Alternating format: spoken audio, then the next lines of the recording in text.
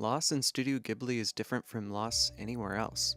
Most stories treat loss as an event, something explosive, something tragic, something you're supposed to feel the moment it happens. Ghibli doesn't do that. Ghibli writes loss like weather, slow, gentle, familiar, something that moves through your life quietly, reshaping everything even before you realize it's there. In most films, loss is the catalyst for action. In Ghibli films, loss is the backdrop for understanding. It isn't about the death itself, or the separation itself, or even the thing that went missing. It's about what slips away while you're trying to grow. Ghibli writes loss the way people actually experience it, not as a dramatic explosion, but as a shadow that follows you, a slight ache in your chest, a softness in your voice when you talk about the past. Think of Totoro. It's about two girls terrified of losing their mother, and neither of them broke down until nearly the end of the movie. Instead, it shows how loss makes them gentle, how loss makes them imaginative, how loss makes the world feel bigger and scarier and more magical at the same time. Ghibli doesn't sensationalize pain, it sits with it. It lets you feel the quiet things, the things people overlook when they talk about grief. The stillness, the waiting, the way you start pretending everything is okay long before it is. The way children try to hold their families together without understanding why they feel responsible. Loss in Ghibli isn't a moment, it's a change in atmosphere. What makes Ghibli's approach so powerful is that it never treats loss as the end of something. It treats it as a movement, a transition, a shift from one version of yourself into another. In Spirited Away, Chihiro doesn't sit down and mourn. She loses her safety, her parents, her name, but the film focuses on who she becomes in the space created by that loss. She learns courage not because she wants to be brave, but because there's no one left to rely on. She learns kindness not because she's perfect, but because she knows what it's like to feel forgotten. She learns to love the world because she knows how easily it can slip away. Ghibli writes loss as transformation, not destruction. Loss opens her up, loss makes her present, and loss forces her into a world she doesn't understand. And that's exactly where she grows. In Ghibli stories, loss isn't a punishment, it's a doorway. It pulls characters out of the versions of themselves they were clinging to, and pushes them towards the versions of themselves they're meant to discover. But the moment where it hits the hardest, the moment where Ghibli becomes unmistakably Ghibli, is when the film quietly acknowledges that some things don't come back. Parents get sick, friends move away, memories fade, magic ends. Childhood closes behind you like a gate, and there is no scene where someone tells you to be strong. Ghibli trusts you to understand. Loss isn't always loud. Often it's a whisper, a goodbye you didn't know was a goodbye, a moment of silence that lasts longer than it should, a look between characters who understand something they'll never say aloud. Ghibli's stories don't avoid that truth. They accept it with grace. Because for Ghibli, loss isn't something to overcome, it's something to live alongside. And somehow that makes the healing feel real. Part 2. The loss adults carry quietly. Loss in Ghibli isn't just a childhood experience. The older you are, the more brutal these films become. Not because they're sadder, but because you finally recognize what the adults were hiding. Adults in Ghibli almost never talk about their pain. They move through the story with a kind of practiced steadiness, as if they've already learned that grief doesn't stop the world from turning.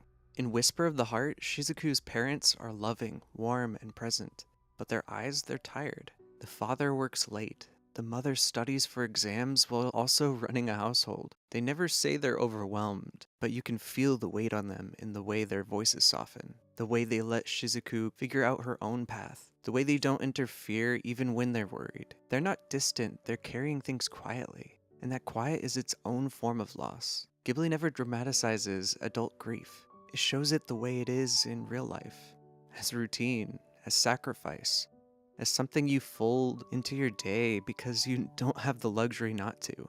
The loss isn't spoken aloud, but it shapes everything. The way parents let children grow up faster than they'd like, the way older characters step aside for the young, the way people smile through exhaustion and say they're fine. It's subtle but devastating. Ghibli teaches you that loss doesn't always look like crying.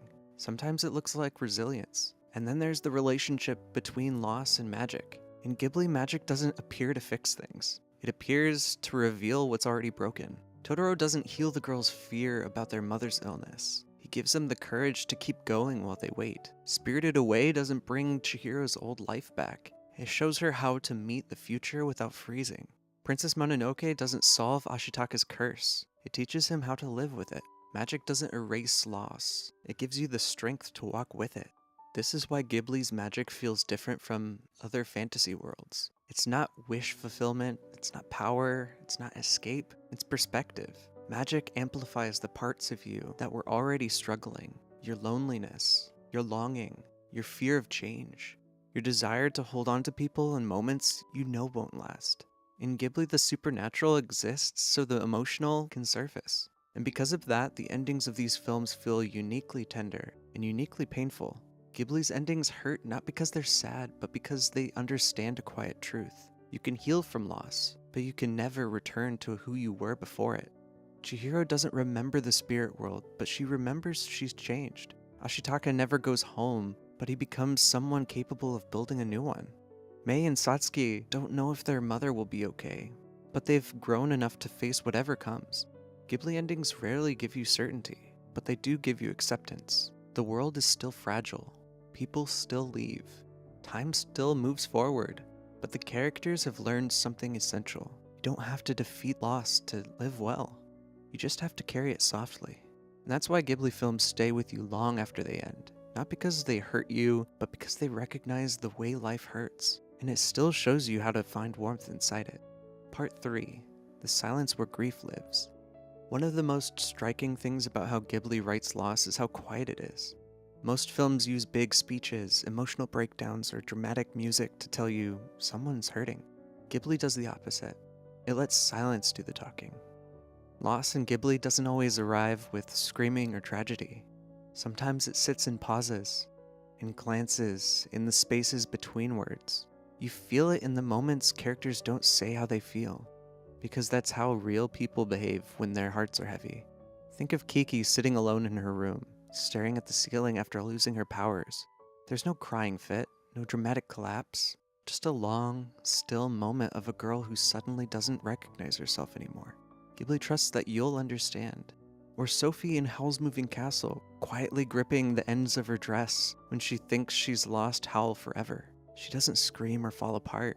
She simply goes quiet, the world shrinking to the size of that one fear.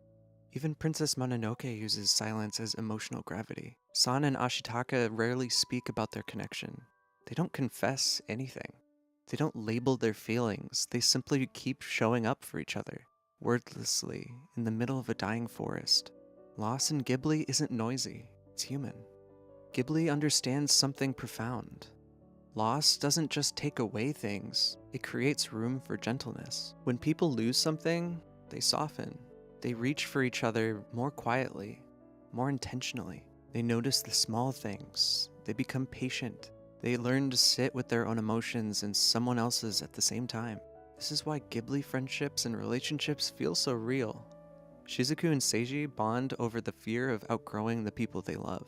Their connection is fragile, full of unspoken longing, shaped by the quiet ache of becoming adults before they're even ready.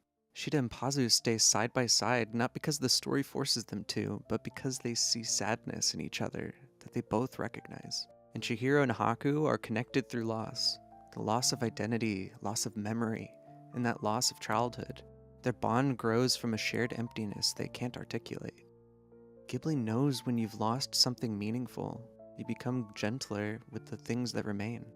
And almost every Ghibli film contains loss, but they rarely leave you devastated. Why? Because Ghibli doesn't treat loss as something that breaks you. It treats loss as something that reveals you. It pulls away the noise so you can hear your real feelings. It strips away distractions so you can see what matters.